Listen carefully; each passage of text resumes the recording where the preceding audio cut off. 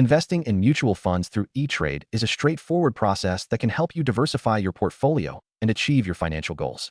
To get started, the first thing you need to do is create an Etrade account if you haven't already. Simply visit their website and follow the instructions to set up your account. Once your account is active, make sure to fund it with the amount you wish to invest. Next, navigate to the mutual funds section on the Etrade platform.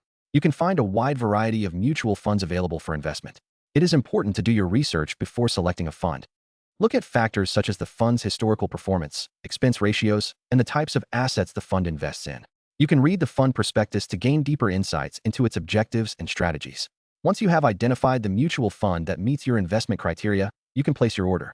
Just enter the amount you wish to invest and review the details before confirming the transaction. Etrade provides options for both one-time investments and automatic investments on a recurring basis, so you can choose what works best for your financial plan. Lastly, keep track of your investment over time.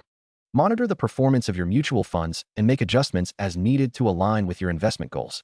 Remember, investing is a long-term commitment, and it is essential to stay informed and adapt as market conditions change. Happy investing!